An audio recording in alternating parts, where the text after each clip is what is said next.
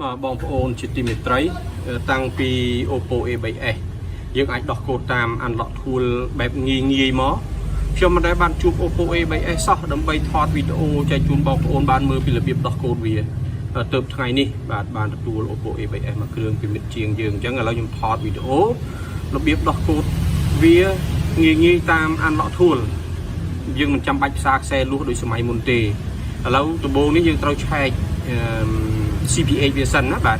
ពេលវាចុះកូដដៃអញ្ចឹងយើងចុចទៅលើ emergency call ចុចកាយទ្រង់ជ្រូក899ទ្រង់ជ្រូករួចហើយវានាំយើងមកទាំង engineer mode យើងចុចទៅលើ software version យើងនឹងឃើញនៅខាងលើគេនេះវាដាក់ model number CPA 1803បាទវាមាន2 CPA 1803និង1853អញ្ចឹងហើយបានយើងត្រូវឆែក model វាសិនណាដើម្បីកុំឲ្យរើស model ខុសបាទអញ្ចឹងតោះយើងទៅមើលនៅលើ computer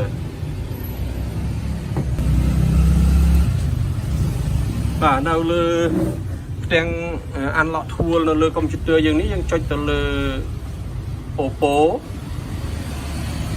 ឬហើយយើងចុចទៅកន្លែង search model វាយើងទៅសេ1803ក៏បានណាឬក៏យើងទៅសេ A3s អញ្ចឹងក៏បានទៅសេ A3s ទៅវាចេញឲ្យ2 model គេណា CPA 1853និង CPA 1803 1805អញ្ចឹងរបស់យើងអាក្រមនេះបាទរួចហើយយើងចង់ដោះកូដដៃវាមិនអញ្ចឹងណាបាទអញ្ចឹងយើងចុចទៅលើប៊ូតុង factory reset បាទហើយយើងមើលមកខាងស្ដាំដៃនេះកន្លែងបន្លោះលទ្ធផលនេះវាប្រាប់យើងគេថាឲ្យយើង boot ទៅ EDL ដោយដាក់ទូរស័ព្ទទៅ recovery mode ហើយចុចទៅលើ text ដែលមានពាក្យថា version 1.2 នេះ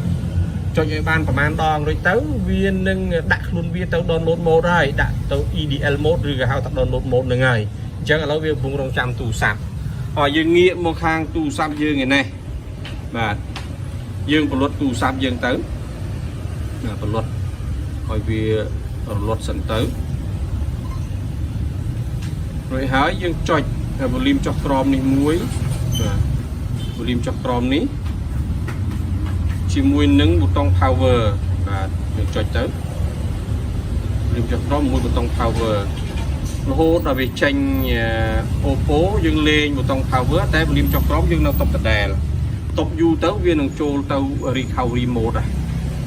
បាទអូខេនេះចូលទៅ recovery mode បែបនេះហើយយើងដកឌុយ USB ចូលទៅឥឡូវយើងទាញឌុយ USB មកដល់ការងារនេះថតម្នាក់ឯងបានដែរដកឌុយចូលទៅដៃមួយក្បាលបន្តិចដល់ឌុយចូលរួចបានយើងចុចទៅលើ English ហើយចុចទៅលើ version 1.2 នេះចុចឲ្យបាន2-3 ដងទៅបាទវាចេញផ្ទាំងតូចមួយសួរយើងប្រាប់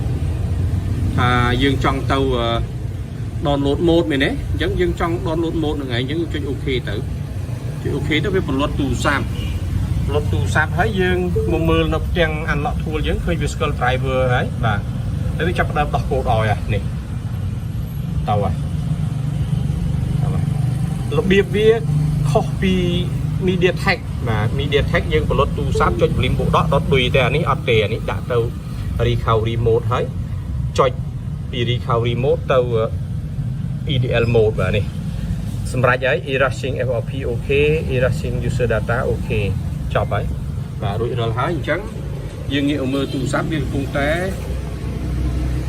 web ping data ហើយបាទទៅហើយអូបន្តិចទៀតយើងបើកវាមើលទាំងអស់គ្នា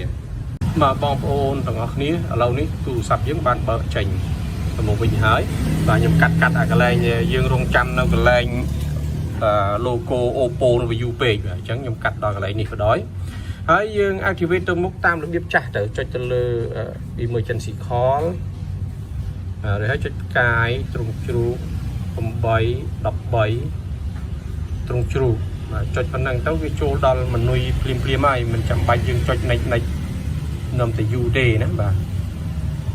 អូខេលុបចូលដល់ menu ហើយប៉ុណ្ណឹងឯងបងប្អូនណាបាទអរគុណច្រើនចំពោះការតាមដានទស្សនា